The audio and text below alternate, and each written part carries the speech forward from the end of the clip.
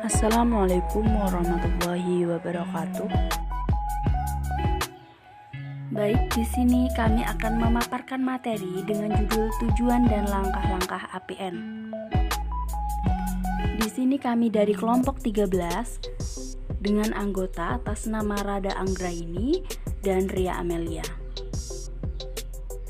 Baik, di sini saya Ria Amelia dengan NIM 20154711060 akan menjelaskan tujuan APN. Nah, apa itu tujuan APN? Tujuan asuhan persalinan normal ini adalah menjaga kelangsungan hidup dan memberikan derajat kesehatan yang tinggi. Bukan hanya bagi si ibu saja, tetapi juga pada si ibu dan pada sang bayinya. Lalu, melalui berbagai upaya yang terintegrasi dan lengkap, tetapi dengan intervensi yang seminimal mungkin agar prinsip keamanan dan kualitas pelayanan ini dapat terjaga pada tingkat yang diinginkan. Nah, setiap intervensi yang akan diaplikasikan dalam asuhan persalinan normal ini harus mempunyai alasan dan bukti ilmiah yang kuat tentang manfaat intervensi tersebut bagi kemajuan dan keberhasilan proses persalinan. Ini menurut Rodia 2012. Nah, di sini ada 60 langkah APN. Nah, langkah yang pertama yaitu mengenali tanda dan gejala pada kala 2. Nah, apa saja? Yaitu ibu merasakan ada dorongan yang kuat untuk meneran, kemudian ibu merasa adanya tekanan yang semakin meningkat pada rektum dan vaginanya. Selanjutnya perineumnya ini sudah tampak menonjol dan vulva dan sphincter ani ini sudah membuka. Kemudian langkah yang kedua yaitu memastikan perlengkapan, bahan, dan obat-obatan esensial ini untuk menolong persalinan dan menata laksana komplikasi segera pada ibu dan bayi baru lahir ini sudah siap dan lengkap. Nah, untuk asuhan pada bayi baru lahir atau resusitasi apa saja sih yang perlu disiapkan? Yaitu yang pertama ada tempat yang datar, rata, bersih, kering, dan hangat. Lalu ada 3 handuk atau kain bersih dan kering, termasuk ganjal bahu untuk si bayi, kemudian alat penghisap lendir, lalu ada lampu sorot 60 watt dengan jarak 60 cm dari tubuh bayi. Kemudian untuk ibu apa yang perlu disiapkan? Yaitu menggelar kain di perut bawah ibu, lalu menyiapkan oksitosin 10 unit dan alat suntik steril sekali pakai di dalam partoset. Kemudian yang ketiga yaitu memakai celemek plastik atau dari bahan yang tidak tembus cairan. Kemudian langkah yang keempat yaitu melepaskan dan menyimpan semua perhiasan yang dipakai, mencuci tangan dengan sabun dan air mengalir yang bersih, dan mengeringkan tangan dengan handuk pribadi. Kemudian yang kelima yaitu memakai sarung tangan DTT pada tangan yang akan digunakan untuk melakukan pemeriksaan dalam. Yang keenam yaitu memasukkan oksitosin ke dalam tabung suntik dengan menggunakan tangan yang memakai sarung tangan DTT dan steril, dan pastikan tidak terjadi kontaminasi pada alat suntik. Kemudian yang ketujuh yaitu membersihkan vulva dan perineum dengan menyekannya dengan hati-hati dari depan ke belakang dengan menggunakan kapas atau kasa yang dibasahi dengan air DTT. Nah, air DTT ini adalah air yang sudah direbus mendidih, kemudian didiamkan selama 10 menit, kemudian disiramkan ke kapas yang akan digunakan tadi. Nah, urutan membersihkan daerah vulva dan perineum ini yaitu yang pertama yaitu labia mayora kanan, kemudian labia mayora kiri, selanjutnya labia minora kanan, labia minora kiri, kemudian dari vestibulum sampai ke anus.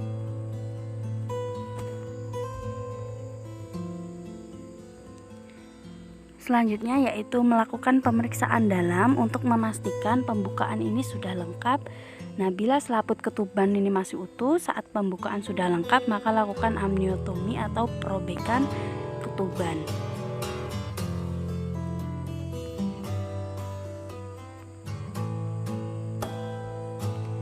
Selanjutnya yang ke-9 yaitu dekontaminasi sarung tangan dengan menyelupkan tangan yang masih memakai sarung tangan ini ke dalam larutan klorin 0,5%, kemudian melepaskan sarung tangan dalam keadaan terbalik dan rendam dalam klorin 0,5% selama 10 menit. Kemudian cuci tangan setelah sarung tangan dilepaskan dan setelah itu tutup kembali partuset. Kemudian yang ke-10 ya, memeriksa DJJ setelah kontraksi uterus ini mereda. Yang ke-11 yaitu memberitahukan pada ibu bahwa pembukaan sudah lengkap dan keadaan janin ini cukup baik. Kemudian bantu ibu untuk menemukan posisi nyaman sesuai dengan keinginannya. Nah, kita tanyakan pada ibu, Bu, posisi yang nyaman bagi ibu mau seperti apa, Bu, posisinya, mungkin begitu. Kemudian memberitahu, Bu, ini pembukaannya udah lengkap, keadaan janin ibu ini sudah cukup baik, Bu. Lalu tunggu hingga timbul kontraksi atau rasa ingin meneran. Lanjutkan pemantauan kondisi dan kenyamanan ibu dan janin. Lalu jelaskan pada anggota keluarga tentang peran mereka mendukung dan memberi semangat pada ibu dan meneran secara benar. Kemudian minta bantuan keluarga untuk membantu menyiapkan posisi meneran jika ada rasa ingin meneran atau kontraksi yang kuat. Yang ke-13, laksanakan bimbingan meneran pada saat ibu merasa ingin meneran atau timbul kontraksi yang kuat, yaitu dengan membimbing ibu, lalu memberi dukungan dan memberikan semangat pada ibu pada saat meneran, lalu membantu ibu mengambil posisi yang nyaman sesuai dengan keinginannya, kemudian menganjurkan ibu untuk beristirahat di antara kontraksinya. Selanjutnya, anjurkan keluarga untuk selalu memberikan dukungan dan semangat untuk si ibu, kemudian memberikan cukup asupan cairan per oral atau memberi minum pada ibu, kemudian menilai DJJ setiap kontraksi uterus selesai dan segera rujuk jika bayi belum atau tidak akan segera lahir setelah pembukaan lengkap, dan dipimpin 2 jam pada primigravida atau 1 jam pada multigravida. Yang ke-14, anjurkan ibu untuk berjalan, berjongkok atau mengambil posisi yang nyaman jika ibu ini belum merasa ada dorongan untuk meneran dalam selang waktu 60 menit. Bisa dilihat seperti gambar di bawah ini. Kemudian yang ke-15 yaitu meletakkan handuk bersih yang digunakan untuk mengeringkan bayinya yang diletakkan di perut bawah ibu. Nah, jika kepala bayi ini telah membuka vulva dengan diameter 5-6 cm. 16. Letakkan kain bersih yang dilipat sepertiga bagian, kemudian diletakkan di alas bokong ibu. Kemudian yang ke-17, tutup partuset dan periksa kembali kelengkapan peralatan dan bahan. 18. Pakai sarung tangan DTT atau steril pada kedua tangan.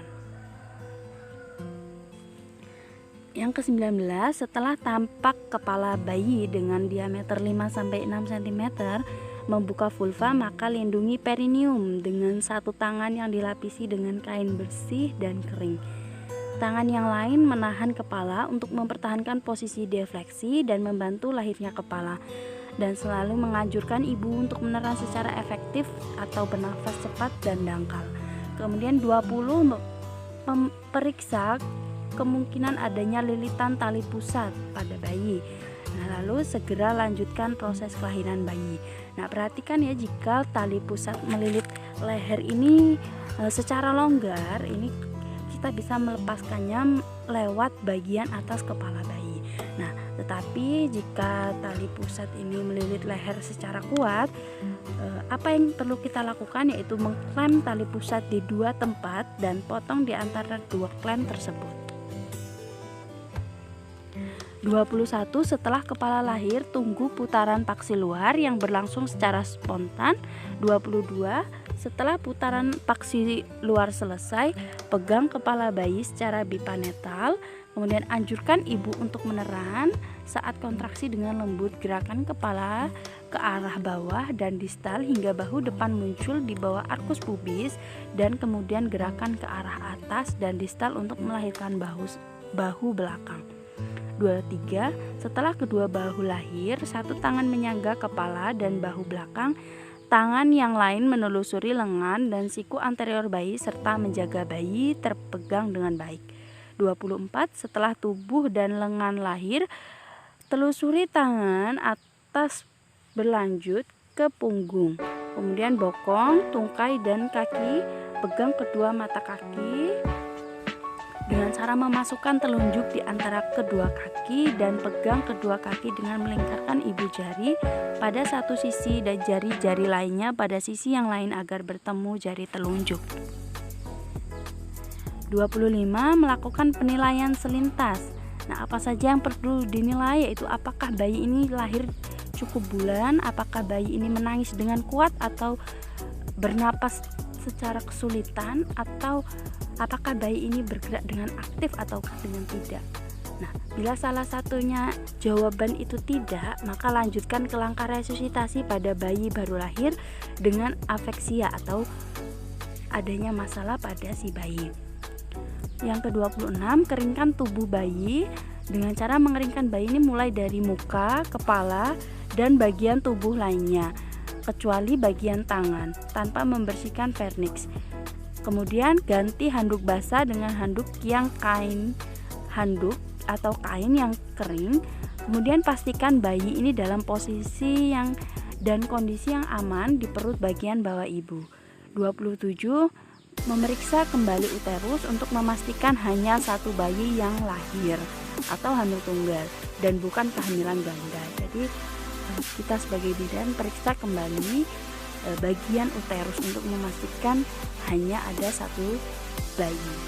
28. Beritahu ibu bahwa ia akan disuntik oksitosin agar uterus ini berkontraksi dengan baik. Baiklah, saya Rada Anggra ini dengan NIM 2015 47156 akan melanjutkan pemaparan materi dari saudara Ria Amelia. Langkah ke-29, dalam waktu 1 menit setelah bayi lahir, suntikan oksitosin 10 unit intramuskuler di sepertiga distal lateral paha. Lakukan aspirasi sebelum menyuntikkan oksitosin. Langkah ke-30, setelah 2 menit sejak lahirnya bayi, cukup bulan, jepit tali pusat dengan klem kira-kira 2-3 cm dari pusat bayi. Jari telunjuk dan jari tengah tangan yang lain untuk mendorong sisi tali pusat ke arah ibu dan klem tali pusat pada sekitar 2 cm distal dari klem pertama. Langkah ke-31, pemotongan dan pengikatan tali pusat. Dengan satu tangan, jepit tali pusat dan yang telah dijepit. Lindungi perut bayi dan lakukan pengguntingan tali pusat di antara 2 klem tersebut. Ikat tali pusat dengan benang DTT atau steril pada satu sisi, kemudian lingkarkan lagi benang tersebut dan ikatkan pusat dengan simpul kunci pada satu sisi lainnya. Lepaskan klem dan masukkan ke dalam wadah yang telah disediakan. Langkah ke-32, letakkan bayi tengkurap di dada ibu untuk kontraksi kulit ibu dan bayi. Luruskan bahu bayi sehingga dada bayi menempel di dada ibunya. Usahakan kepala bayi berada di antara payudara ibu dengan posisi lebih rendah dari puting susu atau areola mamae ibu. Selimuti ibu bayi dengan kain kering dan hangat. Pasang topi di kepala bayi.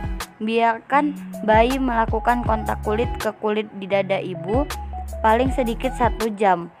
Sebagian besar bayi akan berhasil melakukan inisiasi penyusui dini dalam waktu 30-60 menit. Menyusui untuk pertama kali akan berlangsung sekitar 10-15 menit. Bayi cukup menyusui dari 1 payudara. Biarkan bayi berada di dada ibu selama 1 jam walaupun bayi sudah berhasil menyusui. Langkah ke-33, pindahkan klem pada tali pusat sehingga berjarak 5-10 cm dari vulva. Selanjutnya letakkan satu tangan di atas klem pada perut bawah ibu di atas sinfisis. Untuk mendeteksi kontraksi, tangan lain memegang klem untuk menegangkan tali pusat. Langkah ke-35, pada saat uterus berkontraksi, tegangkan tali pusat ke arah bawah sambil tangan yang lain mendorong uterus ke arah belakang, atas, dorsocoracoid secara hati-hati untuk mencegah inversio uteri. Jika plasenta tidak lepas setelah 30-40 detik, hentikan penegangan tali pusat dan tunggu hingga timbul kontraksi berikutnya. Kemudian ulangi kembali prosedur tersebut. Jika uterus tidak segera berkontraksi, minta ibu untuk suami untuk melakukan stimulasi puting susu.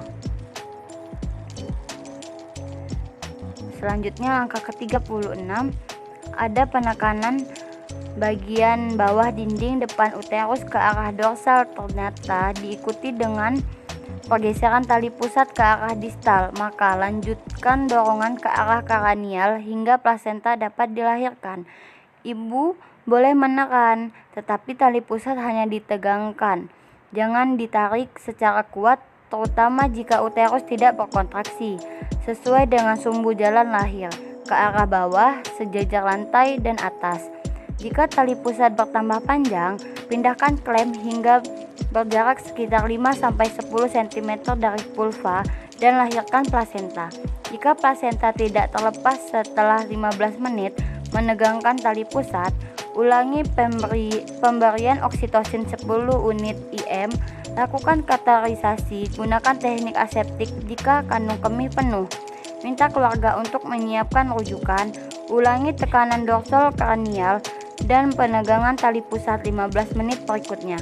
Jika plasenta tidak lahir dalam 30 menit sejak bayi lahir atau terjadi pendarahan, maka segera lakukan tindakan plasenta manual. Langkah ke-37, saat plasenta muncul di introitus vagina, lahirkan plasenta dengan kedua tangan. Penegangan dan putar plasenta hingga selaput ketuban terpilih. Kemudian lahirkan dan tepatkan plasenta pada wadah yang telah disediakan. Jika selaput ketuban robek, pakai sarung tangan DTT atau steril untuk melakukan eksplorasi sisa selaput. Kemudian gunakan jari-jari tangan atau klem ovum DTT atau steril untuk mengeluarkan selaput yang tertinggal. Selanjutnya, segera setelah plasenta dan selaput ketuban lahir, lakukan massage uterus.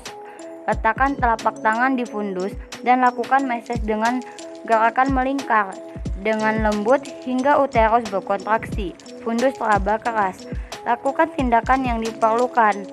Kompres bimanual internal, kompresi aorta abdominalis, tampon kondom kateter. Jika uterus tidak berkontraksi dalam 15 detik setelah penata laksanaan alonia uteri, rangsangan taktil massage.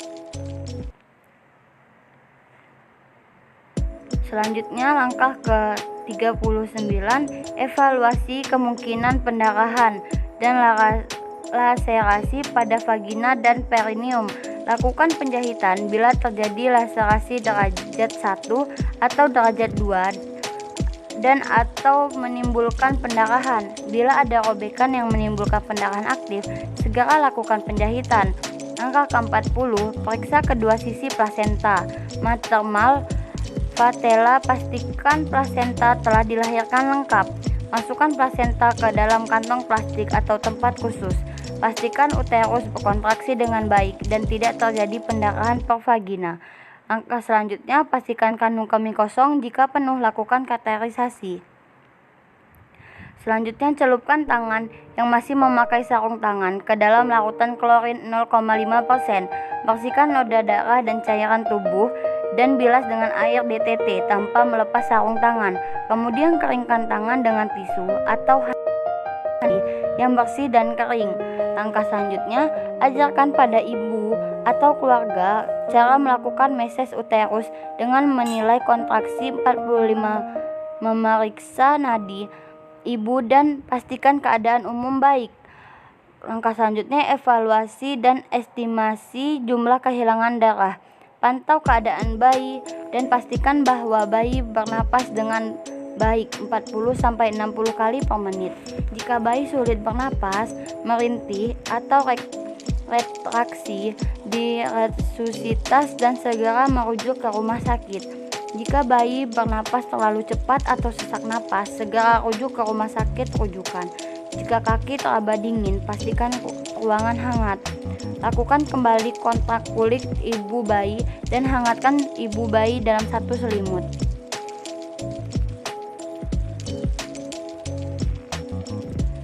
Selanjutnya, bersihkan ibu dari paparan darah dan cairan tubuh dengan menggunakan air DTT hingga bersih cairan ketuban, lendir dan darah di ranjang atau sekitar ibu berbaring menggunakan larutan klorin 0,5%, lalu bilas dengan air DTT. Bantu ibu memakai pakaian bersih dan kering. 49. Pastikan ibu merasa nyaman. Bantu ibu memberikan ASI. Anjurkan keluarga untuk memberi makanan atau minuman yang diinginkan. Langkah selanjutnya, tepatkan semua peralatan bekas pakai dalam larutan klorin 0,5% untuk dekontaminasi 10 menit.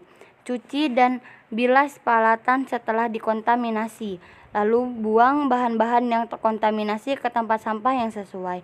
Dekontaminasi tempat bersalin dengan larutan klorin 0,5%. Celupkan tangan yang bersih memakai sarung tangan ke dalam larutan klorin 0,5%. Lepaskan sarung tangan dalam keadaan terbalik dan rendam dalam larutan klorin 0,5% selama 10 menit. Langkah ke-54, cuci tangan dengan sabun dan air mengalir. Kemudian keringkan tangan dengan tisu dan handuk pribadi yang bersih dan kering. Langkah selanjutnya, pakai sarung tangan bersih atau DTT untuk memberikan vitamin K1 1 mg intramuskuler di paha kiri bawah lateral dan salep mata profioksis infeksi dalam 1 jam pertama kelahiran. Lakukan pemeriksaan fisik lanjutan setelah 1 jam kelahiran bayi. Perhatikan kondisi bayi tetap baik, pernapasan normal 40-60 kali per menit, dan temperatur tubuh normal 36,5 sampai 37,5 derajat Celcius setiap 15 menit. Langkah ke-57, setelah 1 jam pemberian vitamin K1, berikan suntikan imunisasi hepatitis B di paha kanan bawah lateral. Letakkan bayi di dalam jangkauan ibu agar sewaktu-waktu dapat disusukan. Selanjutnya, lepaskan sarung tangan dalam keadaan terbalik dan rendam di dalam larutan klorin 0,5% selama 10 menit. Langkah selanjutnya, cuci tangan dengan air sabun dan air mengalir, kemudian keringkan dengan tisu atau handuk pribadi yang bersih dan kering. Langkah terakhir atau langkah ke-60, lengkapi fotograf halaman depan dan belakang. Sekian, wassalamualaikum warahmatullahi wabarakatuh.